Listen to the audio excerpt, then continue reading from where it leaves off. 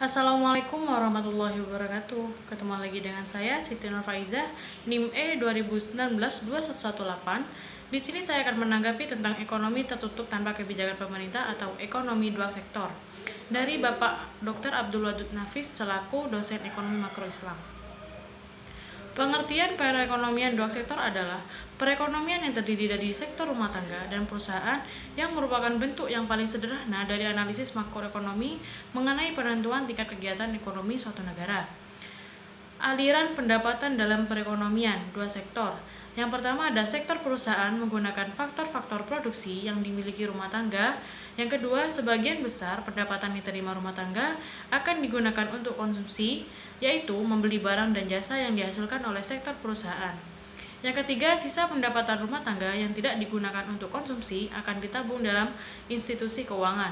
Yang keempat, perusahaan yang ingin melakukan investasi akan meminjam tabungan rumah tangga yang dikumpulkan oleh institusi keuangan.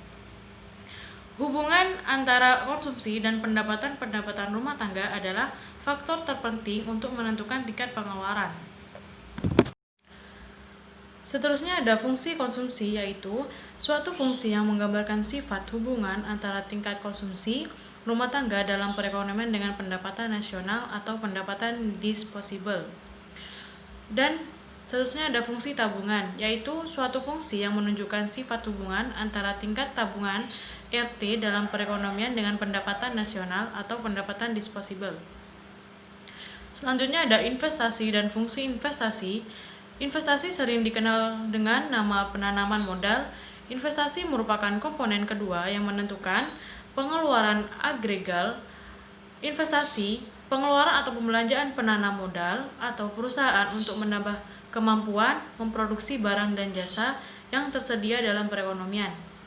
Investasi meliputi pengeluaran untuk yang pertama, pembelian barang modal, yaitu mesin-mesin dan peralatan produksi lain untuk mendirikan berbagai jenis industri dari perusahaan. Yang kedua, penggantian barang-barang modal yang telah didepresiasikan. Yang ketiga, pengeluaran untuk bangunan kantor, pabrik, dan lain-lain. Yang keempat, pertambahan nilai stok barang-barang yang belum terjual. Jumlah investasi tersebut disebut investasi bruto, sedangkan investasi neto didapat dan investasi bruto, depresiasi. Faktor penentu investasi. Tingkat keuntungan yang diramalkan akan diperoleh oleh suku bunga, kemajuan teknologi, ramalan mengenai keadaan, keuntungan ekonomi di masa depan diperoleh perusahaan-perusahaan. Fungsi investasi merupakan fungsi yang menunjukkan hubungan antara tingkat investasi dan tingkat pendapatan nasional. Fungsi investasi otonom merupakan investasi yang besarnya tetap atau jenis investasi yang tidak terpengaruh dengan besarnya pendapatan. Fungsi investasi terpengaruh. Investasi yang besarnya dipengaruhi oleh besarnya pendapatan nasionalnya, semakin tinggi pendapatan nasionalnya,